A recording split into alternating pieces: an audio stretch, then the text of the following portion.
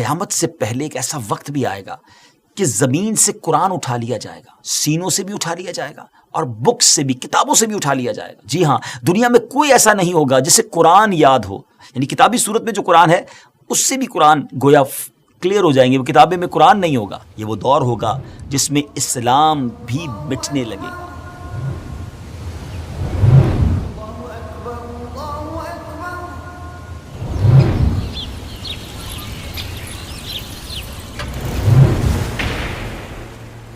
السلام علیکم ورحمۃ اللہ وبرکاتہ۔ پیارے ناظرین، آپ کیسے ہیں؟ ایک بار پھر قیامت کی نشانیاں ویب سیریز کا ایک بڑا یونیک ایپیسوڈ لے کر حاضر ہیں۔ ایک ایسا ٹاپک ہے جو ہے بھی بڑا انوکھا اور بہت کچھ ہمارے لیے اس میں درس ہے۔ آج کل ایک پرابلم کئی لوگوں میں سننے کو ملتی ہے کہ میں بہت بھول جاتا ہوں، مجھے یاد نہیں رہتا۔ یقیناً یہ بھولنا بھی ایک بیماری ہے، اور جب یہ بہت زیادہ بڑھ جائے تو یہ ہماری ڈس آرگنائزڈ زندگی کو واضح کرتا ہے۔ بھولنا یعنی نسیان، یہ انسانی دماغ سے تعلق رکھنے والا ایک مرض ہے، ہیومن برین سے اس کا تعلق ہے، اور یہ خرابی اکثر موئسچرائز ہونے کی وجہ سے، یعنی سردیوں میں بھی ہوتی ہے، اور رطوبت پیدا ہونے کی وجہ سے بھی بعض اوقات دماغ میں یہ ہو جاتی ہے۔ دماغ میں جب ورم ہو جاتا ہے، سویلنگ ہو جاتی ہے کسی پرٹیکولر پارٹ پر، تو ڈاکٹر بتاتے ہیں کہ اس کی وجہ سے بھی یادداشت کمزور ہو جاتی ہے۔ مگر یاد رہے کہ ماضی کی باتیں جب بندہ بھولنے لگے، حال کی باتیں بھولنے لگے، جس طرح دیگر بیماریاں کسی نہ کسی ریزن کے نتیجے میں ہوتی ہیں، اسی طرح بھولنے کا جو مرض ہے اس کے بھی کئی اسباب ہیں۔ جن وجوہات کی بنا پر نسیان کا مرض پیدا ہوتا ہے، ان میں سر فہرست گناہ ہے۔ جی ہاں، گناہوں کی نحوست ہمارے ظاہر و باطن دونوں کے لیے نہایت تباہ کن ہے۔ بالخصوص نسیان یعنی میموری لاس ہونا، گناہ جو ہے وہ اس مرض کو تقویت دینے والا عمل ہے۔ اللہ پاک مجھے اور آپ کو گناہوں سے محفوظ فرمائے۔ یاد رہے، نسیان جو ہے وہ عصیان سے پیدا ہوتا ہے، یعنی گناہوں سے حافظہ کمزور ہوتا ہے۔ جب گناہوں کی نحوست کے سبب روزی کم ہو جائے، بلاؤں کا ہجوم رہے، عمر گھٹتی چلی جائے، عبادت سے محرومی رہے، عقل میں فطور پیدا ہو جائے، بندہ لوگوں کی نظر میں ذلیل و خوار ہو کر رہ جائے، نعمتیں چھن جائیں، ہر وقت پریشانی گھیرے رکھے، لا علاج بیماری میں مبتلا ہو جائے، چہرے سے ایمان کا نور ختم ہو جانے کی وجہ سے بے رونق ہو جائے، تو ان گناہوں کی وجہ سے پیدا ہونے والی نحوستوں کے سبب کسی بات کا یاد رکھنا بھی مشکل ہو جاتا ہے۔ اور آپ سوچ رہے ہوں گے کہ یہ حافظہ کمزور ہونے والی بات جو ہے یہ کیوں کی جا رہی ہے؟ یہ ہمارے ٹاپک سے بڑا ریلیونٹ ہے ناظرین۔ اور حافظہ کمزور ہونے میں جو سب سے بڑا گناہ ہے نا، جو بہت زیادہ ریلیونٹ ہے، جس کی وجہ سے ہمارے یادداشت میں کمزوری آتی ہے، اس میں بد نگاہی ہے۔ جی ہاں، بد نگاہی یہ حافظے کو کمزور کرنے کا بڑا سبب ہے۔ حرام دیکھنا۔ منقول ہے کہ ایک حافظ قرآن تھے، قرآن پاک پڑھاتے بھی تھے، مگر ایک بار آنکھوں کا گناہ کیا انہوں نے، آنکھوں سے حرام دیکھا جو نہیں دیکھنا چاہیے تھا۔ اس کی نحوست یہ ہوئی کہ ان کو پورا قرآن ہی بھلا دیا گیا، پورا قرآن بھول گئے، بہت گھبرائے۔ حضرت سیدنا حسن بصری رحمۃ اللہ تعالی کے پاس حاضر ہوئے، کہا حضور یہ مجھ سے غلطی ہو گئی، بہت روئے اور کہا بس میں توبہ کرتا ہوں، کسی طرح مجھے وہ نعمت واپس چاہیے، قرآن میرے سینے سے بھلا دیا گیا ہے۔ حضرت حسن بصری رحمۃ اللہ تعالی نے فرمایا کہ اسی سال حج کرو اور مسجد خیف جو مینا میں ہے اس کے امام صاحب سے ملو اور ان سے جا کر دعا کرواؤ۔ یہ شخص حج کو گیا، حج کے بعد مینا میں مسجد خیف میں گیا اور وہاں جا کر دیکھا کہ بزرگ ہیں جو امام ہیں، بڑی عمر کے ہیں، اور دوران ملاقات انہوں نے دیکھا کہ ظہر کے بعد کوئی بڑی عظیم شخصیت آئی جس کے استقبال میں سب لوگ کھڑے ہو گئے۔ بہرحال ان سے وہ گفتگو فرماتے رہے۔ یہ بندہ انتظار کرتا رہا کہ کب امام صاحب جو فارغ ہوں، اکیلے میں ان سے بات کروں۔ بہرحال جب عصر کا وقت آیا، امام صاحب اکیلے ہو گئے تو ان کے پاس گیا اور کہا حضور میں بہت پریشان ہوں اور یہ ایسا ہوا اور میں قرآن بھول چکا ہوں اور میں چاہتا ہوں کہ نعمت مجھے واپس مل جائے۔ بہت نیک شخصیت تھے وہ، ہاتھ اٹھائے انہوں نے، اور جیسے ہی ہاتھ اٹھائے دعا کی تو گویا دوبارہ فوراً اس کے سینے میں قرآن حفظ ہو گیا، دوسرے لفظوں میں کہیں کہ انسٹال ہو گیا۔ بڑا خوش ہوا یہ شخص۔ تو اب امام صاحب نے بڑا انوکھا سوال کیا کہ تمہیں کس نے میرا پتہ بتایا ہے؟ تو اس نے عرض کی کہ حضور مجھے حسن بصری رحمۃ اللہ تعالی نے آپ کا پتہ بتایا ہے۔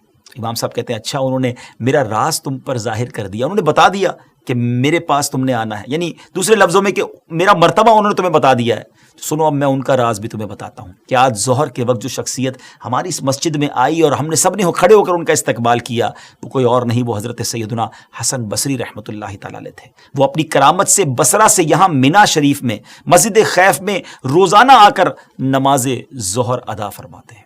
بہرحال ناظرین یہ بزرگوں کی بڑی باتیں ہیں، لیکن اس واقعے سے جو بات سیکھنے کو ملی کہ نسیان جو ہے وہ عصیان سے ہوتا ہے، گناہوں سے انسان بہت زیادہ اس کا حافظہ کمزور ہوتا ہے، اور پھر جو حافظ قرآن ہوتے ہیں ان کو تو مزید اس بات کا خیال رکھنا چاہیے کہ وہ اپنے گناہوں سے اپنے آپ کو بچائیں تاکہ قرآن کی نعمت جو ہے وہ سینے میں بسی رہے، اور قرآن بھولنا استغفر اللہ یہ تو بہت زیادہ برا عمل ہے، اللہ پاک اس سے بھی ہمیں محفوظ فرمائے۔ لیکن ناظرین اب آئیے میں آپ کو اپنے ٹاپک کی طرف لاتا ہوں کہ قیامت سے پہلے ایک ایسا وقت بھی آئے گا کہ زمین سے قرآن اٹھا لیا جائے گا۔ جی ہاں، دنیا میں کوئی ایسا نہیں ہوگا جسے قرآن یاد ہو، اور ہمارا آج کا ٹاپک بھی یہی ہے کہ قیامت کی نشانیوں میں سے ایک بڑی نشانی یہ ہے کہ قرآن اٹھا لیا جائے گا، سینوں سے بھی اٹھا لیا جائے گا اور بکس سے بھی، کتابوں سے بھی اٹھا لیا جائے گا، یعنی کتابی صورت میں جو قرآن ہے اس سے بھی قرآن گویا کلیئر ہو جائیں گے، وہ کتابیں میں قرآن نہیں ہوگا۔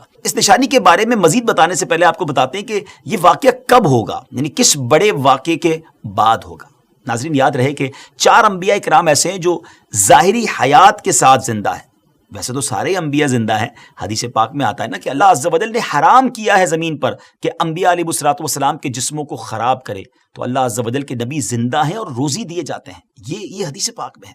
لیکن ان انبیاء کرام کو اللہ کی طرف سے جو وعدہ ہے موت کا، وہ کچھ لمحوں کے لیے وہ موت ضرور آئی، مگر پھر وہ ظاہری حیات کے ساتھ اپنی قبروں میں حیات ہیں۔ مگر 4 انبیاء ایسے ہیں جو فزیکلی بالکل ظاہری زندگی کی طرح حیات میں وہ موجود ہیں، اور وہ 4 انبیاء کون سے ہیں؟ 2 زمینوں پر، 2 آسمانوں پر۔ حضرت خضر علیہ السلام اور حضرت الیاس علیہ السلام یہ زمینوں پر ہیں، اور سبحان اللہ یہ ہر سال کتابوں میں آتا ہے کہ یہ ہر سال بیت المقدس میں روزے رکھتے ہیں رمضان کے، اور ہر سال حاجیوں کے ساتھ حج کرتے ہیں، سبحان اللہ۔ حضرت الیاس علیہ السلام جو ہیں وہ جنگلوں اور بیابانوں میں اس کی سیر فرماتے رہتے ہیں باقی سال، اور حضرت خضر علیہ السلام جو ہیں یہ سمندروں اور دریاؤں کی سیر فرماتے ہیں، اور آسمان میں حضرت ادریس اور حضرت عیسیٰ علیہ السلام ہیں، سبحان اللہ۔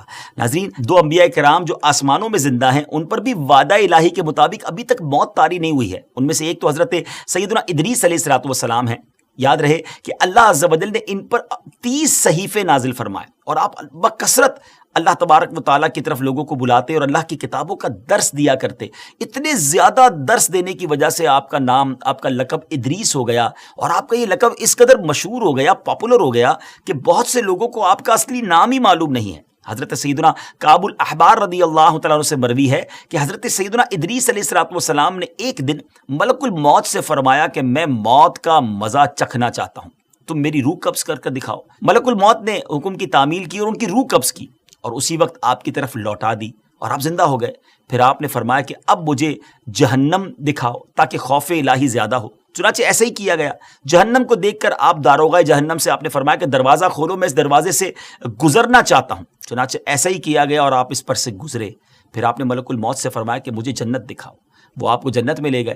آپ نے دروازوں کو کھلوا کر جنت میں آپ داخل ہوئے۔ تھوڑی دیر کے انتظار کے بعد ملک الموت نے کہا کہ اب آپ اپنے مقام پر تشریف لے چلیے، تو آپ نے فرمایا کہ اب میں یہاں سے کہیں نہیں جاؤں گا۔ اللہ تعالیٰ نے فرمایا کہ کل نفس ذائقۃ الموت، تو موت کا مزہ میں چکھ چکا ہوں۔ اور اللہ تعالیٰ نے یہ بھی فرمایا کہ وَإِن مِّنكُمْ إِلَّا وَارِدُهَا، کہ ہر شخص کو جہنم پر گزرنا ہے، تو میں گزر بھی چکا ہوں۔ اب میں جنت میں پہنچ گیا، اور جنت میں پہنچنے والوں کے لیے خداوند قدوس نے یہ فرمایا ہے وَمَا هُم مِّنْهَا بِمُخْرَجِينَ، کہ جنت میں داخل ہونے والے جنت سے نکالے نہیں جائیں گے۔ اب مجھے جنت سے چلنے کے لیے کیوں کہتے ہو؟ اللہ تعالیٰ نے ملک الموت کو وحی بھیجی کہ حضرت ادریس علیہ السلام نے جو کچھ کیا میرے اذن سے کیا، اور وہ میرے ہی اذن سے جنت میں داخل ہوئے، لہذا تم انہیں چھوڑ دو، وہ جنت ہی میں رہیں گے۔ چنانچہ حضرت ادریس علیہ السلام آسمانوں کے اوپر جنت میں ہیں اور زندہ ہیں۔ حضرت الیاس علیہ السلام اور حضرت خضر علیہ السلام آخری زمانے یعنی قیامت کے قریب وفات پائیں گے کہ جب کہ قرآن مجید اٹھا لیا جائے گا۔ جی ہاں ناظرین، حضرت عبداللہ بن عمر رضی اللہ تعالیٰ عنہما سے روایت ہے کہ قیامت اس وقت تک قائم نہ ہوگی جب تک قرآن جہاں سے آیا تھا وہیں لوٹ نہ جائے۔ عرش کے گرد قرآن کی ایسی بنبناہٹ ہوگی جیسی شہد کی مکھی کی ہوتی ہے۔ اللہ تعالیٰ قرآن سے فرمائے گا تیرا کیا حال ہے؟ قرآن عرض کرے گا اے میرے رب، میں تیرے پاس سے گیا اور تیری طرف لوٹ آیا ہوں۔ میری تلاوت تو کی گئی لیکن میرے احکامات پر عمل نہ کیا گیا۔ اور اسی طرح ایک اور جگہ حضرت عبداللہ ابن مسعود رضی اللہ تعالیٰ عنہ فرماتے ہیں بے شک یہ قرآن جو تمہارے سامنے موجود ہے ان قریب اٹھا لیا جائے گا، ایک شخص نے کہا یہ کیسے ہو سکتا ہے، حالانکہ ہم نے اسے دلوں میں اور صحیفوں میں محفوظ کر رکھا ہے، ہم اپنے بچوں کو اس کی تعلیم دیتے ہیں اور ہمارے بچے اپنی اولاد کو قرآن سکھاتے ہیں۔ تو آپ نے فرمایا وہ ایک رات میں چلا جائے گا اور صبح کے وقت لوگ اسے نہیں پائیں گے، اور اس کی صورت یہ ہوگی کہ قرآن دلوں سے اور صحیفوں سے محو یعنی غائب کر دیا جائے گا۔ حضرت سیدنا ابراہیم نخعی علیہ رحمۃ اللہ الولی فرماتے ہیں ایک رات ایسی آئے گی، ویورز ذرا غور سے سنیے گا، ایک رات ایسی آئے گی جس میں لوگوں کے سینوں سے قرآن پاک اٹھا لیا جائے گا، اللہ پاک پاکیزہ ہوا بھیجے گا جس سے تمام مومنین انتقال کر جائیں گے، پھر ایسے لوگ رہ جائیں گے جو نہ سچی بات کریں گے نہ اس کو عام کریں گے، بدکاری تو ایسے کریں گے جیسے گدھے اور جانور یہ عمل کرتے ہیں۔ حضرت سیدنا ابن عمر رضی اللہ تعالیٰ عنہما نے فرمایا کہ وہ لوگ 120 سال تک اسی حالت میں رہیں گے۔ حضرت ابو ہریرہ رضی اللہ تعالیٰ عنہ نے فرمایا کہ کتاب اللہ پر ایک ایسی رات آئے گی کہ لوگ صبح کریں گے تو قرآن کی ایک آیت بلکہ ایک حرف تک کسی کے دل میں نہ ہوگا، وہ سب تمام دلوں سے محو یعنی ڈیلیٹ ہو جائے گا۔ یہ وہ دور ہوگا جس میں اسلام بھی مٹنے لگے گا۔ چنانچہ حضرت حذیفہ نے فرمایا کہ اسلام دنیا سے ایسے مٹ جائے گا جیسے کپڑے سے داغ، یہاں تک کہ کسی کو معلوم ہی نہیں ہوگا کہ روزہ کیا ہے، حج کسے کہتے ہیں، اور صدقہ کیا شے ہے، اور قرآن مجید بھی ایک ہی رات میں اٹھا لیا جائے گا، یہاں تک کہ اس کی ایک آیت بھی باقی نہ بچے گی۔ چند بوڑھے مرد اور عورتیں بچ جائیں گے، وہ کہیں گے کہ ہم نے اپنے آباء و اجداد کو اس کلمہ یعنی لا الہ الا اللہ پر پایا، ہم بھی وہی کہتے پڑھتے ہیں۔ ڈیئر ویورز، یہ وہ وقت ہوگا جس کی صحیح منظر کشی ابھی نہیں کی جا سکتی۔ اس وقت قیامت کتنی قریب ہوگی کہ اس کے بارے میں امام غزالی رحمۃ اللہ تعالی علیہ ارشاد فرماتے کہ اس وقت قیامت اتنی قریب ہوگی جتنی کہ پریگننٹ عورت کے بچہ جننے کی توقع ہوتی ہے کہ ابھی آئی کہ ابھی آئی۔ اللہ اکبر، اللہ پاک ان لوگوں کو اپنے حفظ و امان میں رکھے جو ایمان والے ہوں گے اور اس وقت اس صورتحال کا سامنا کر رہے ہوں گے، انہیں اپنے ایمان پر قائم رہنے کی ہمت و توفیق نصیب فرمائے۔ آخر میں ایک بہت اہم ٹاپک مزید مجھے آپ سے ڈسکس کرنا ہے کہ ہم میں سے بہت سارے خواہش رکھتے ہیں کہ قرآن مجید یاد کریں، لیکن ہم میں سے ایک طبقہ وہ ہوتا ہے جو قرآن یاد بھی کر لیتا ہے مگر پھر بھی وہ بھلا دیتا ہے۔ ناظرین، جو قرآن حفظ کرتے ہیں پھر اس کا دور نہیں کرتے، نہ اس کو یاد کرنے کے لیے کوشش کرتے ہیں، ان سے قرآن پاک بھلا دیا جاتا ہے اور ان کے لیے ہولناک عذاب کی وعیدیں بھی ہیں۔ نبی پاک علیہ الصلوۃ والسلام نے ارشاد فرمایا میری امت کے ثواب میرے حضور پیش کیے گئے، یہاں تک کہ میں نے ان میں وہ تنکا بھی پایا جسے آدمی مسجد سے نکالتا ہے، اور میری امت کے گناہ بھی میرے حضور پیش کیے گئے، میں نے اس سے بڑا گناہ نہ دیکھا کہ کسی آدمی کو قرآن کی ایک سورت یا ایک آیت یاد ہو پھر وہ اسے بھلا دے۔ ایک اور مقام پر فرمایا جو شخص قرآن پڑھے پھر اسے بھلا دے تو قیامت کے دن اللہ تعالیٰ سے کوڑی ہو کر ملے گا۔ اللہ اکبر، اللہ اکبر۔ ناظرین، یہاں ایک بات یاد رکھنی ہے کہ جو مکمل قرآن حفظ کر لے صرف انہی پر پورا قرآن یاد رکھنا، حفظ رکھنا ضروری نہیں ہے، بلکہ جو قرآن پاک کی ایک سورت یا ایک آیت بھی یاد کرے اس کے ہر کلمے کو، ایک ایک آیت کو یاد کرنا ضروری ہے۔ ایک آدھ سورت تو ہم میں سے ہر کسی کو یاد ہوتی ہے نا، بلکہ ہر عاقل بالغ مسلمان جس پر نماز فرض ہے اس پر سورہ فاتحہ اور 3 آیات یا کوئی ایسی سورت جو 3 آیات کے برابر ہو اس کو یاد کرنا واجب ہے۔ حدیث پاک میں ہے قیامت کے دن میری امت کو جس گناہ کا پورا بدلہ دیا جائے گا وہ یہ ہے کہ ان میں سے کسی کو قرآن پاک کی کوئی سورت یاد ہو پھر اس نے اسے بھلا دیا۔ تو بہرحال یہاں کو یہ نہ سمجھے کہ بچوں کو حفظ نہیں کروانا چاہیے، حفظ کروائیں، بہت اچھی بات ہے، فضائل بھی تو ہے نا، ہے انشاءاللہ حافظ بچہ ہوگا، وہ عمل بھی کرے گا قرآن کے حلال اور حرام پر، حرام سے بچے گا، حلال پر عمل کرے گا تو گھر والوں کی شفاعت بھی کرے گا، لیکن پھر اس کو یاد رکھنے کا، باقی رکھنے کا انتظام بھی ہم نے کرنا ہے۔ اگلے ایپیسوڈ میں انشاءاللہ ایک اور قیامت کی نشانی لے کر اس کے بارے میں معلومات لے کر حاضر ہوں گے، دعاؤں میں یاد رکھیے گا۔ السلام علیکم ورحمۃ اللہ وبرکاتہ۔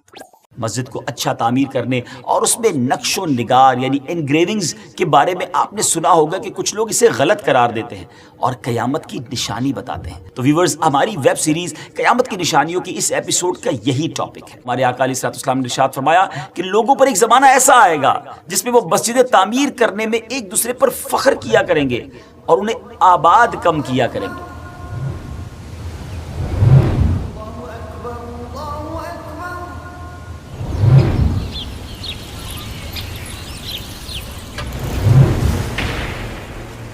السلام علیکم ورحمۃ اللہ وبرکاتہ۔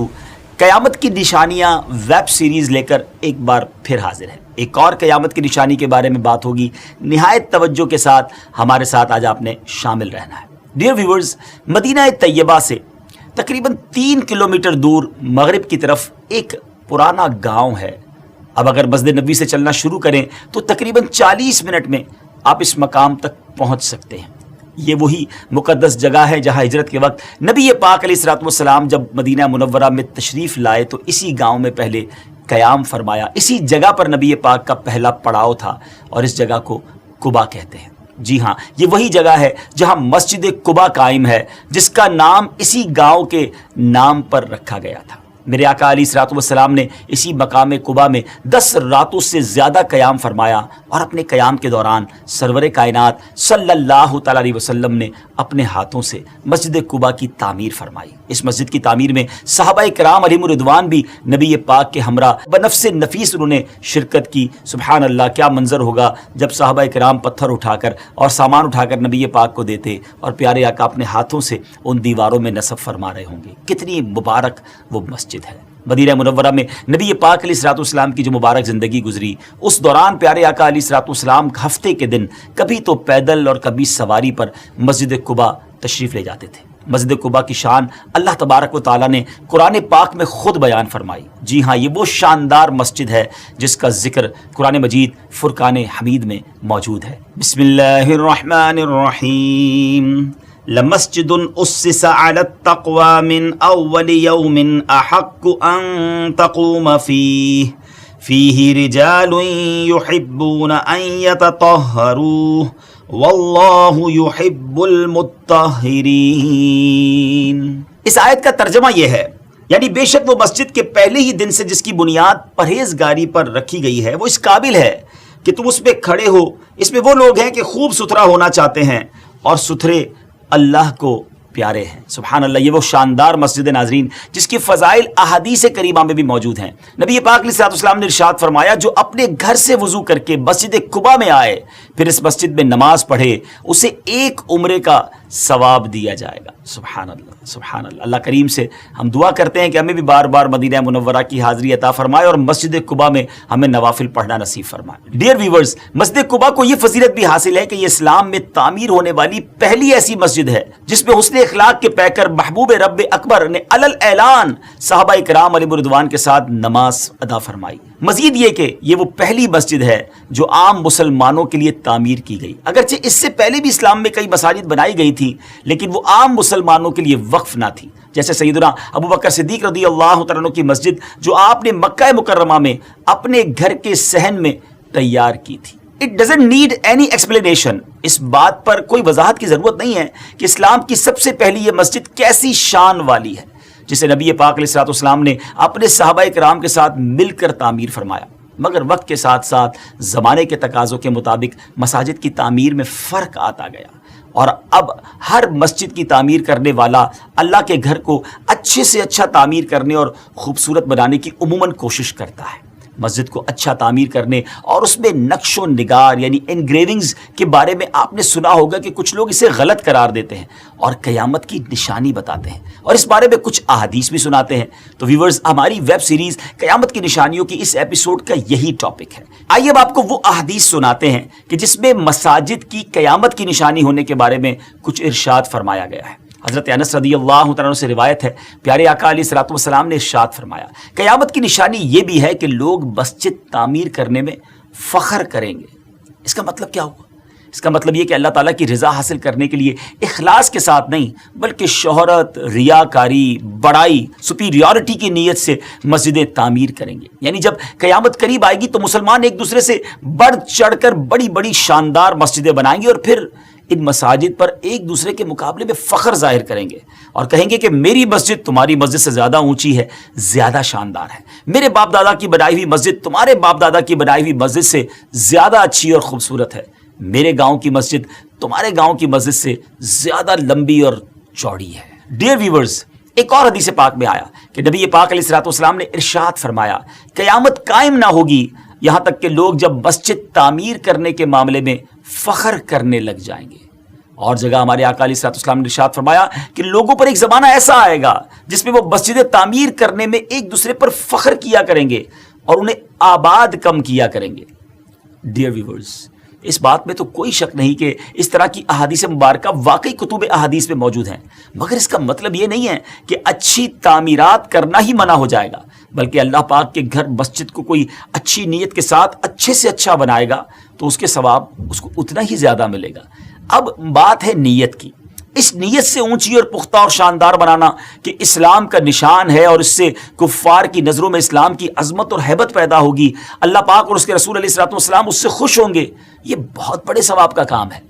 مروی ہے کہ حضرت سلیمان بن داؤد علیہ الصلوۃ والسلام نے مسجد بیت المقدس کی تعمیر اور اس کی خوبصورتی پر پورا زور لگایا، یہاں تک کہ مسجد کے گنبد کی چوٹی پر چراغ نما ایک بلب لگایا، اس کی میلوں دور تک روشنی نظر آتی تھی، یہاں تک کہ 12 میل تک چرخہ کاٹنے والی عورتیں اس کی روشنی میں اپنا چرخہ کاٹتی تھیں۔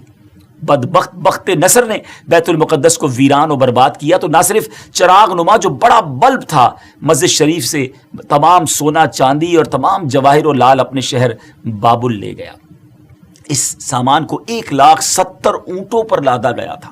کتنا سامان ہوگا بیت المقدس میں جس کو لے جانے کے لیے کم و بیش 1,00,000 کے قریب اونٹ استعمال کیے گئے، 1,100,000 کیملز جس کو لے کر جا رہے ہیں۔ امام عبداللہ بن احمد نصفی رحمۃ اللہ تعالی علیہ فرماتے ہیں بعض مفسرین کا قول یہ ہے کہ جو مسجد فخر و ریا اور نمود و نمائش یعنی شو آف کے لیے یا رضائے الہی کے بجائے کسی اور نیت سے کی جائے یا معاذ اللہ حرام مال سے بنائی گئی ہو، وہ بھی مسجد درار کی طرح ہے، یعنی وہ مسجد ہے جس کو نبی پاک نے ڈھا دینے کا حکم دیا تھا۔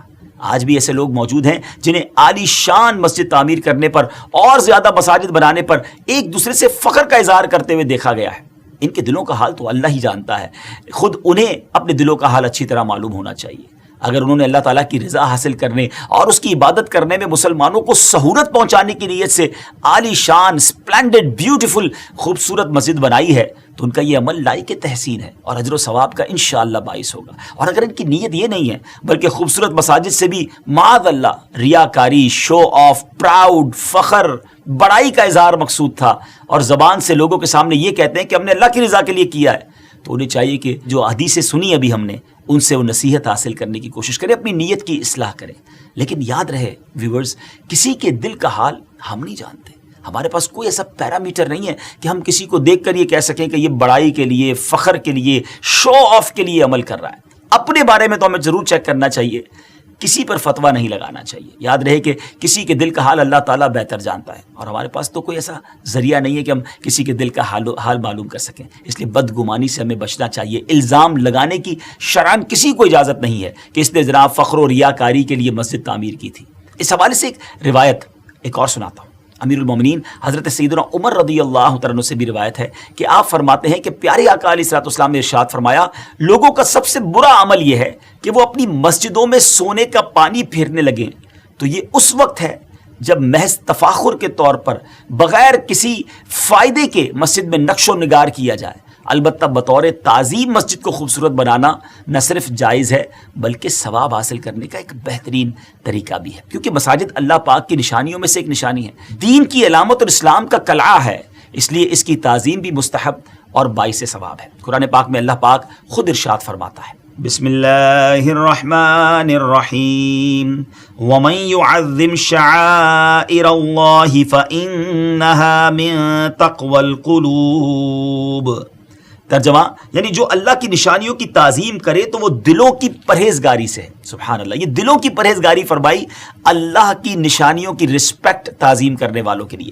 آگے اللہ فرماتا ہے ایک اور جگہ قرآن پاک میں، وَمَن يُعَظِّمْ حُرُمَاتِ اللَّهِ فَهُوَ خَيْرٌ لَهُ عِندَ رَبِّهِ، یعنی جو آداب کی چیزوں کی تعظیم کرے تو اس کے لیے اس کے رب کے یہاں بہتری ہے۔ سبحان اللہ، سبحان اللہ۔ تو ڈیئر ویورز، ہمیں پتہ چلا کہ قرآن بھی اللہ کی نشانیوں کا ادب کرنے، تعظیم کرنے والوں کو گویا انعام عطا فرما رہا ہے، اجر کا اعلان کر رہا ہے۔ سبحان اللہ۔ اس ساری گفتگو کا خلاصہ سمری یہ ہے کہ مسجدوں میں تزئین و آرائش، ڈیکوریشن اگر اچھی نیت سے کی جائے تو جائز ہے، مستحب ہے، ثواب کا باعث ہوگی، اور اگر نیت خدا نخواستہ خراب ہوگی تو گناہ ملے گا.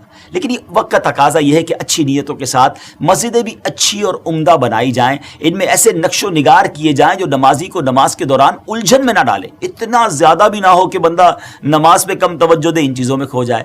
اور اس بات کی دلیل علامہ بیضاوی کی اس بات سے بھی ملتی ہے کہ آپ فرماتے ہیں مسجد کا پختہ فرش اور نقش و نگار اور زینت امور مسجد کی آباد کاری میں شامل ہیں کہ مسجد نبوی میں فرش سب سے پہلے جناب سیدنا عمر بن خطاب رضی اللہ تعالیٰ عنہ نے بچھایا, اور اس سے پہلے نبی پاک علیہ الصلوۃ والسلام کے زمانہ اقدس میں مسجد نبوی میں پتھر بچھے ہوئے تھے, اور پتھر بچھانے کا کام اس طرح شروع ہوا کہ ایک رات بارش کی وجہ سے مسجد نبوی شریف کی زمین گیلی ہو گئی. پھر جو شخص مسجد میں آتا اپنے ساتھ جھولی میں پتھر لاتا اور نیچے بچھا کر اس پر نماز پڑھتا تھا تاکہ کیچڑ سے بچے. نبی پاک علیہ الصلوۃ والسلام نماز سے فارغ ہوئے تو فرمایا یہ کیا عمدہ بچھانا ہے, اور حکم دیا کہ تمام مسجد میں پتھر بچھائے جائیں. یاد رہے کہ اس سے پہلے پتھر نہیں بچھائے گئے تھے. پھر حضرت عمر رضی اللہ تعالیٰ عنہ نے مسجد نبوی میں پہلی بار پکا فرش بنا دیا. لیکن سب چیزوں کے ساتھ ساتھ یہ بھی بات دھیان میں رکھنی ہے کہ مسجدیں بنانے سے زیادہ اہم مسجدیں بھرنا ہے. کہیں ایسا نہ ہو کہ مسجد تو بہت عمدہ بن جائے,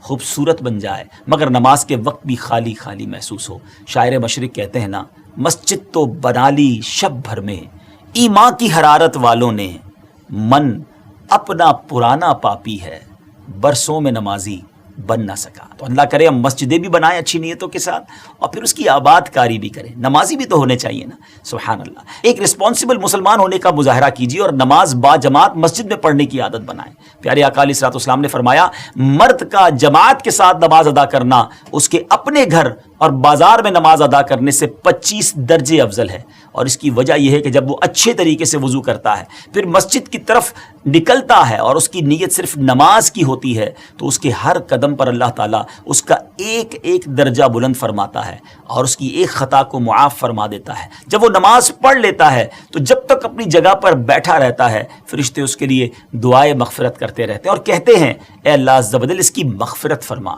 اے اللہ عز و جل اس پر رحم فرما. اور جب تک ہم میں سے کوئی نماز کے انتظار میں ہوتا ہے نماز ہی میں ہوتا ہے. ایک اور روایت میں ہے کہ جب تک وہ کسی کو ایذا نہ پہنچائے یا کوئی بات نہ کرے تو فرشتے عرض کرتے رہتے ہیں اے اللہ عز و جل تو اس کی مغفرت فرما, اے اللہ عز و جل اس کی توبہ قبول فرما. ناظرین, اللہ پاک سے دعا ہے کہ ہمیں مساجد سے محبت نصیب فرمائے اور ہر نماز با جماعت مسجد میں پہلی صف میں ادا کرنے کی توفیق عطا فرمائے. یہاں میں ایک اور بات بھی عرض کرتا چلوں.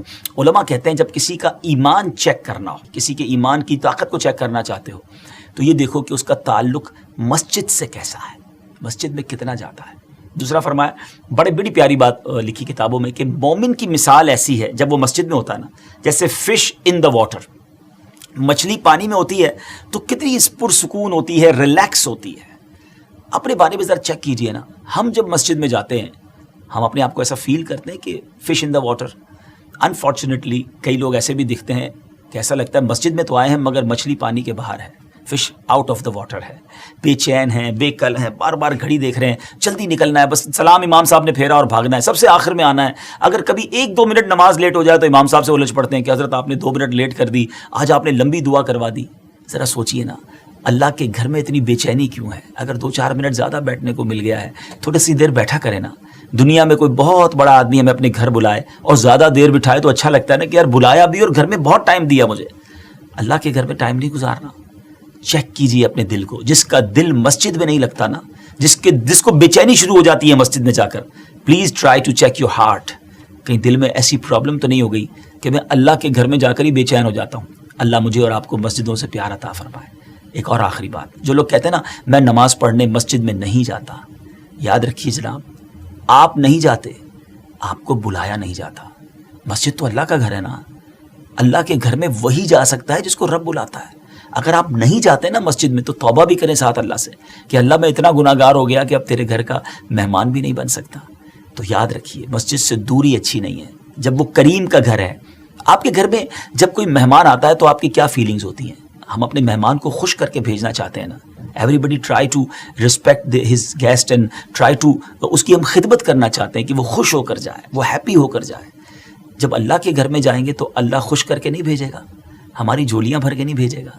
تو مسجد جایا کریں, بیٹھا کریں, ریلیکس وہاں جا کر رہیں اور خوب عبادت کریں. اللہ کرے دل میں اتر جائے میری بات. اگلے پروگرام میں ایک اور قیامت کی نشانی لے کر حاضر ہوں گے. دعاؤں میں یاد رکھیے گا. السلام علیکم ورحمۃ اللہ وبرکاتہ.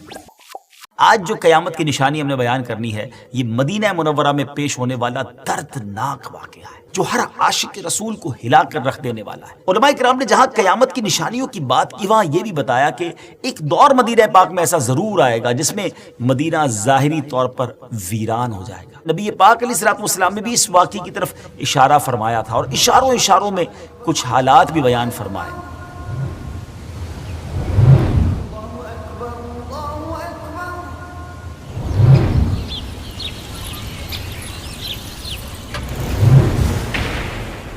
السلام علیکم ورحمۃ اللہ وبرکاتہ. میرا نام ہے عبد الحبیب اتاری اور ہم الحمدللہ ویب سیریز قیامت کی نشانیاں مرحلہ وار سن رہے ہیں. آج ایک اور ایپیسوڈ لے کر ہم حاضر ہیں. بڑے ہی دردناک واقعات ہیں. آج کون سی نشانی کی بات کرنی ہے ضرور آپ کو بتاتے ہیں, مگر اس سے پہلے مشہور صحابی رسول حضرت سیدنا جابر رضی اللہ تعالیٰ عنہ کی ایک روایت سنتے ہیں. آپ فرماتے ہیں کہ ایک بار وہ اونٹ پر سفر کر رہے تھے جو تھک گیا تھا. نبی پاک علیہ الصلوۃ والسلام ان کے پاس سے گزرے تو پیارے آقا علیہ الصلوۃ والسلام سے انہوں نے عرض کیا کہ حضور یہ اونٹ میرا پیچھے رہ جاتا ہے. تو نبی پاک نے اپنے مبارک ہاتھ اس سے لگا دیے. سبحان اللہ, میرے آقا کے ہاتھوں کو لگنے کی برکت یہ ہوئی کہ وہ اونٹ ایسی رفتار سے چلنے لگا کہ ایسا کبھی نہ پہلے چلتا تھا. پھر نبی پاک علیہ الصلوۃ والسلام نے ارشاد فرمایا کہ اسے میرے ہاتھ ایک اوقیہ تقریباً 40 درہم کے برابر ہوتا ہے. سیدنا جابر رضی اللہ تعالیٰ عنہ فرماتے ہیں کہ حضور میں نے بیچ دیا مگر عرض کی کہ میں گھر تک پہنچ جاؤں پھر آپ کے حوالے کر دوں گا. پھر حضرت جابر رضی اللہ تعالیٰ عنہ فرماتے ہیں کہ ہم جب مدینہ پاک آئے تو نبی پاک علیہ الصلوۃ والسلام کے پاس میں وہ اونٹ لایا. پیارے آقا علیہ الصلوۃ والسلام نے حضرت بلال سے فرمایا کہ انہیں قیمت ادا کر دو اور کچھ زیادہ بھی دے دو. انہوں نے ایک قرات یعنی درہم کا چھٹا حصہ 1/6 آف درہم ایکسٹرا دے دیا, اضافی دے دیا. اور ایک روایت میں یہ بھی موجود ہے کہ وہ اونٹ بھی حضرت جابر کو واپس دے دیا, تحفہ عطا فرما دیا نبی پاک نے, پیسے بھی دیے اور اونٹ بھی واپس دے دیا. سبحان اللہ. ڈیئر ویورز, حضرت جابر رضی اللہ تعالیٰ عنہ نے اونٹ کی بے مکمل ہونے کے بعد بطور عاریت وہ اونٹ مانگا تھا, ایکسٹرا ٹائم کے لیے مانگا تھا کہ حضور میں گھر تک پہنچ جاؤں. تو اس حدیث پاک سے میں 2 باتیں معلوم ہو رہی ہیں. ایک تو یہ کہ اگر کسی کی کوئی چیز آپ کو اچھی لگے تو آپ اس کو ضرورت پڑنے پر آپ اس کو بیچنے کے لیے ترغیب دے سکتے ہیں, یا کم از کم اسے بیچنے کا پوچھ سکتے ہیں کہ آپ نے اس کو سیل کرنا ہے کہ نہیں. اس میں کوئی حرج نہیں ہے, جیسے ہمارے آقا علیہ الصلوۃ والسلام نے حضرت جابر سے فرمایا. دوسری یہ کہ آپ کسی سے کوئی چیز خریدیں تو اس کو طے شدہ قیمت سے بڑھا کر دینا, یہ بھی سنت سے ثابت ہے. سبحان اللہ. نبی پاک علیہ الصلوۃ والسلام نے ایکسٹرا پیسے دیے نا, اور وہ ایک قرات جو ایکسٹرا تھا نا وہ حضرت جابر رضی اللہ عنہ کو اس سے بڑی محبت تھی. وہ ہمیشہ اپنے پاس رکھتے تھے اور اس سے خرچ نہیں کرتے تھے. مگر پھر یزید کے زمانے میں ایک عظیم واقعہ ہوا, واقعہ حرہ کہتے ہیں اسے. اور اس موقع پر جب یزیدی فوج نے حضرت جابر رضی اللہ تعالیٰ عنہ کا مال لوٹا تو یہ ایک قرات جو بڑی وہ سنبھال کے تبرک کے طور پہ رکھا ہوا تھا وہ بھی انہوں نے چھین لیا. ناظرین, واقعہ حرہ, جی ہاں, آج جو قیامت کی نشانی ہم نے بیان کرنی ہے یہ مدینہ منورہ میں پیش ہونے والا دردناک واقعہ ہے. یہ واقعہ یزید مردود کے زمانے میں واقعہ کربلا کے بعد ہوا جو ہر عاشق رسول کو ہلا کر رکھ دینے والا ہے. واقعہ کیا ہے کہ یزید پلید کے بڑے بڑے سیاہ کارناموں میں سے ایک سیاہ کارنامہ یہ بھی ہے کہ اس نے سیدنا امام حسین رضی اللہ تعالیٰ عنہ کی شہادت کے بعد اہل مدینہ نے جب یزید پلید کی بیعت سے انکار کر دیا تھا تو یزید نے مال و دولت کا لالچ دے کر ان کو بیعت کے لیے آمادہ کرنے کی کوشش کی. اہل مدینہ یقیناً عاشقان رسول تھے, اہل بیت اطہار کے چاہنے والے. جب انہیں یہ پتہ چلا تو اب کس نے یزید کی بیعت کرنی تھی. اب اس بدبخت نے کیا کیا, اس نے مسلم بن عقبہ ایک اپنا سپہ سالار بنا کر ایک لشکر جو ہے وہ مسلم بن عقبہ کی لیڈرشپ میں بھیجا مدینہ منورہ پر اور حملہ کروایا. 3 دن یا 5 دن مدینہ پاک میں قتل عام کرایا. مسجد نبوی شریف میں کئی دن اذان نہ ہو سکی. جی ایسا بھی وقت آیا. مدینہ منورہ کی گلی کوچوں میں صحابہ کرام اور تابعین کا خون پانی کی طرح بہایا گیا. اس واقعے کی تفصیل میں جانے سے پہلے یہ عرض کرتا چلوں کہ بعض روایت میں نبی پاک علیہ الصلوۃ والسلام نے بھی اس واقعے کی طرف اشارہ فرمایا تھا اور اشاروں میں کچھ حالات بھی بیان فرمائے. مثلا ایک موقع پر حضرت ابو ذر رضی اللہ تعالیٰ عنہ سے میرے آقا نے ارشاد فرمایا کہ اے ابو ذر, اس وقت تمہارا کیا حال ہوگا جب کہ مدینے میں قتل عام ہوگا, حتیٰ کہ خون ریت کے پتھروں کو ڈبو دے گا. فرماتے ہیں میں نے عرض کی اللہ اور اس کا رسول خوب جانے. یعنی نبی پاک نے اشارہ کر دیا تھا کہ مدینہ منورہ میں ایسا کچھ ہونے جائے گا. حضرت ابو ذر رضی اللہ تعالیٰ عنہ کو یہ موقع نہیں ملا کہ یہ واقعہ وہ دیکھ پاتے. 32 سنہ ہجری میں آپ کی وفات ہو گئی. 63 سنہ ہجری میں یہ حرا کا واقعہ ہوا. یعنی اس کا مطلب یہ ہوا کہ نبی پاک گویا یہ بتانا چاہ رہے تھے کہ ایسا ہونے والا ہے, دنیا دیکھے گی. اور واقعی پھر دنیا نے یہ منظر دیکھا. علماء کرام نے جہاں قیامت کی نشانیوں کی بات کی وہاں یہ بھی بتایا کہ ایک دور مدینہ پاک میں ایسا ضرور آئے گا جس میں مدینہ ظاہری طور پر ویران ہو جائے گا, اور وہ ویرانی اس واقعہ حرا کی وجہ سے بھی پیش آئی تھی. جیسا کہ آپ نے سنا کہ جب یہ لشکر جرار مدینہ منورہ پر حملہ آور ہوا تو بعض روایت کے مطابق 3 دن اور بعض روایت کے مطابق 5 دن تک مدینہ پاک میں قتل عام ہوا. مسجد نبوی شریف میں کئی دن تک اذان نہ ہو سکی. مدینہ منورہ کی گلی کوچوں میں حضرات صحابہ کرام اور تابعین کا خون پانی کی طرح بہایا گیا. یہاں سے پھر اس لشکر نے مکہ پاک کا رخ کیا, جس کی تفصیل کچھ آگے آپ کو بتائیں گے. یہ بھی عرض کرتا چلوں کہ یزید پلید کے دور میں ایک سے بڑھ کر ایک ظلم و ستم اور ناانصافیوں کے ریکارڈ قائم کیے گئے, مگر 3 ایسے افسوسناک سانے ہوئے جن کو بھلانا اور تاریخ میں گم کر دینا یہ پاسبل نہیں ہے. اس میں سے ایک سانحہ کربلا, دوسرا ثانیہ حرا, اور تیسرا اس ظالم نے مکہ مکرمہ پر بھی حملہ کیا. حرا کے معنی کیا ہے؟ حرا کہتے ہیں پتھریلی زمین کو, اور چونکہ مدینہ منورہ کے باہر ایک حصہ پتھریلا اور آتش فشاں کے پتھروں سے ڈھکا ہوا ہے. یہ واقعہ وہیں پیش آیا تھا, دشمن فوجوں نے وہیں اپنا پڑاؤ ڈالا تھا, اس وجہ سے اس کو حرا کا علاقہ کہا جاتا ہے. کربلا کے خونی واقعے کے بعد چونکہ لوگ یزید کی خباثت اور بے دینی سے مزید آگاہ ہو گئے تھے, لہٰذا انہوں نے اس کے خلاف اٹھنے کا فیصلہ کیا. حضرت عبداللہ ابن زبیر رضی اللہ تعالیٰ عنہ نے یزید کے خلاف علم بلند کیا اور مکہ مکرمہ میں انہوں نے اعلان کیا کہ خلافت قائم فرمائیں. اہل مدینہ نے کربلا میں یزید کی فوج کے کارنامے سنے تو وہ بھی حضرت عبداللہ بن زبیر سے مل گئے اور ان سے بیعت کر لی. اس بات کی خبر مروان نے یزید کو بھجوائی, اور یزید نے یہ خبر سن کر مسلم بن عقبہ کو 12,000 کا لشکر دے کر روانہ کیا اور اس سے کہا کہ پہلے انہیں 3 دن کی مہلت دینا, اور اگر پھر بھی یہ بیعت نہ کرے تو پھر جنگ کرنا, اور جب غاصب ہو جاؤ, جب غالب ہو جاؤ تو پھر چند دن کے لیے لشکر کے لیے مباح کر دینا. یہ کتنی ظلم والی بات تھی. مباح کر دینے کا مقصد یہ ہوتا ہے کہ پھر لشکر کے حوالے کر دینا اہل مدینہ کا, وہ جو چاہیں کریں, جس کا مال لوٹیں, جس کی بے عزتی کرنا ہو, استغفر اللہ. اور پھر ان ظالموں نے جو کچھ کیا تو مسلم بن عقبہ نے لشکر مدینہ منورہ لے کر پہنچا, جنگ کا اعلان کر دیا. 63 سنہ ہجری کا یہ واقعہ ناظرین ایز ایکسپیکٹڈ لوگوں نے بیعت کرنے سے بالکل انکار کر دیا. اس خونخوار کمانڈر یعنی مسلم بن عقبہ نے مدینے کا محاصرہ کر کے مدینے کے لوگوں سے جنگ شروع کر دی. چند دن تک تو وہ مدینہ پاک میں داخل بھی نہ ہو سکا. اب اس ظالم نے دھوکہ اور فریب شروع کیا اور کسی اور طریقے سے مدینے میں داخل ہوئے اور مدینہ پاک میں لوگوں کا خون بہانا شروع کر دیا. وہ مدینہ جو عاشقان رسول کی آنکھوں کی ٹھنڈک اور نبی پاک کا مسکن ہے, جہاں روضہ رسول ہے, ادب کا مقام ہے, اس شہر میں بہت زیادہ لوگوں کو قتل کیا گیا, ان کے مالوں کو لوٹا گیا, عورتوں کی بے حرمتی کی گئی. ایک سپاہی ایک عورت کے گھر میں داخل ہوا, اس عورت کا ایک چھوٹا سا دودھ پیتا بچہ تھا, شیر خوار بچہ تھا. سپاہی نے اس سے مال و دولت کے بارے میں پوچھا. عورت نے کہا کہ مال تو جتنا تھا تمہارے سپاہی لوٹ کر لے گئے.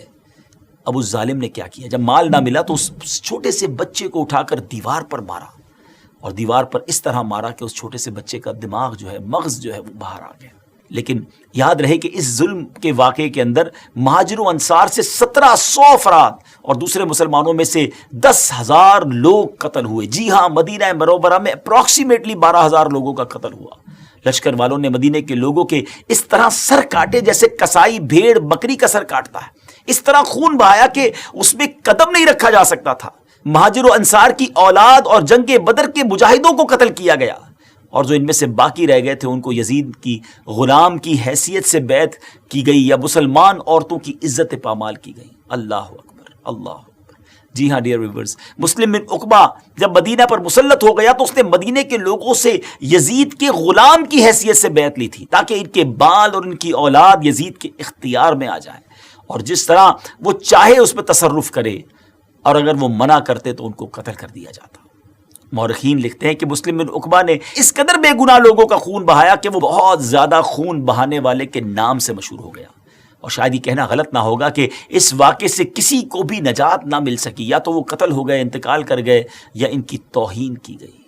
آپ نے سنا ڈیئر ویورز, اتنی خوفناک حد تک دہشت پھیلی ہوئی تھی کہ مسجد نبوی شریف میں کئی دن تک کھلے عام نماز تو کجا اذان بھی نہیں ہو سکی۔ مشہور تابعی بزرگ حضرت سیدنا سعید بن مسیب رحمۃ اللہ تعالی علیہ ان 3 دنوں میں بھی مسجد میں ہی رہے، مسجد نبوی سے باہر نہ نکلے، وہاں سے ہٹتے نہیں تھے۔ ان ظالموں نے سمجھا کہ یہ دیوانے ہو گئے، پتہ نہیں کیا ہو گیا، یہ کوئی کسی چیز کا رپلائی نہیں دے رہے تھے اور مسجد میں ہی پڑے تھے۔ لیکن اب وہ خود بتاتے ہیں کہ نماز کا وقت کیسے سمجھ آتا، اذان تو ہوتی نہیں تھی، تو وہ کہتے تھے کہ نماز کے جب وقت ہوتا تھا تو نبی پاک کی قبر انور سے ایک گنگناہٹ کی ایک آواز آتی تھی، پیارے آقا علیہ الصلوۃ والسلام کی قبر انور سے انہیں آواز سنائی دیتی تھی، اور اسی سے ان کو اندازہ ہو جاتا تھا کہ اب نماز کا وقت ہوا ہے۔ سبحان اللہ، نبی پاک کا یہ معجزہ تھا، اور اس آواز کا سمجھ لینا یہ سب حضرت سعید بن مسیب کی کرامت تھی۔ اللہ پاک ان کے صدقے ہماری مغفرت فرمائے۔ ڈیئر ویورز، یزید پلید کا بھیجا ہوا لشکر جو مسلم بن عقبہ کے ساتھ تھا، وہ مدینے کی بے حرمتی کر کے مدینے کے علاقوں کو پامال کر کے پھر مدینے سے مکے کی طرف روانہ ہوتا ہے۔ مکہ مکرمہ میں حضرت عبداللہ بن زبیر سے جنگ کی جائے، اس لیے وہ لوگ جاتے ہیں۔ ابھی یہ راستے میں تھا کہ مسلم بن عقبہ کا ٹائم پورا ہو گیا، اس کو موت نے پکڑ لیا۔ مسلم بن عقبہ کے مرنے کے بعد جب یزیدی فوج وہاں سے روانہ ہوئی تو وہ عورت، جس عورت کے بچے کے ساتھ اس ظالم نے ایسا کیا تھا، وہ اس کی قبر پر آئی اور اپنے غلاموں کے ساتھ جب قبر کھدوائی تو اس نے دیکھا کہ اس ظالم کی لاش کے ساتھ سانپ لپٹا ہوا ہے۔ ایسے لوگوں کا انجام پھر ایسا ہی ہوتا ہے۔ بہرحال ناظرین، مسلم بن عقبہ نے مرتے وقت یزید کے حکم کے مطابق حسین بن نمیر کو لشکر کا کمانڈر بنا دیا تھا۔ مکہ مکرمہ میں جو کچھ ہوا، ویسے تو اس پر ایک پوری الگ ایپیسوڈ، ایک الگ ہم انشاءاللہ قسط بیان کریں گے، مگر یہاں کچھ سرسری سا میں ذکر کر دیتا ہوں کہ بات کا اختتام سمجھ آ سکے کہ کیا ہوا تھا۔ حسین بن نمیر کے اس لشکر نے مکے کا محاصرہ کر لیا، اور عبداللہ ابن زبیر نے مسجد الحرام میں پناہ لے لی تھی، اس پر حملہ کیا۔ مکہ مکرمہ پر ان ظالموں نے جو حملہ کیا ناظرین، یعنی منجنیق جو غلیل ہوتی ہے نا، جس طرح ایسی بڑی ایک غلیل جس سے پتھر پھینکے جاتے تھے اس زمانے میں، ان ظالموں نے آگ برسائی، جس کے نتیجے میں خانہ کعبہ کے پردے اور چھت میں آگ لگ گئی۔ آپ سوچیے، یہ کلمہ پڑھنے والے تھے، مگر مال کا لالچ، اقتدار کا لالچ، ظلم کدھر تک کیا انہوں نے، کعبے کو گویا انہوں نے آگ لگانے کی کوشش کی، غلاف جل گیا، چھت جل گئی، اور یہاں تک کہ حضرت اسماعیل علیہ السلام کی جگہ ذبح ہونے والے مبارک مینڈے کے جو سینگ اس زمانے میں کعبے کے اوپر آویزہ تھے، وہ بھی شہید ہو گئے۔ مکے کا محاصرہ اور حضرت عبداللہ بن زبیر رضی اللہ تعالیٰ عنہ کے ساتھیوں سے جنگ جاری تھی کہ یزید کے مرنے کی خبر شامیوں تک پہنچ گئی، جس سے وہ متفرق ہو کر شام واپس چلے گئے۔ نہ یزید کی وہ جفا رہی، نہ شمر کا ظلم و ستم رہا، جو رہا تو نام حسین کا، جسے یاد رکھتی ہے کربلا۔ ناظرین، ظالم کا انجام برا ہی ہوتا ہے۔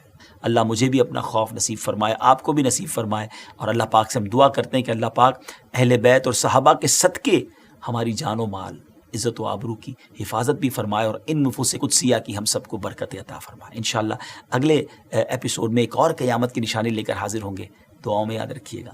السلام علیکم ورحمۃ اللہ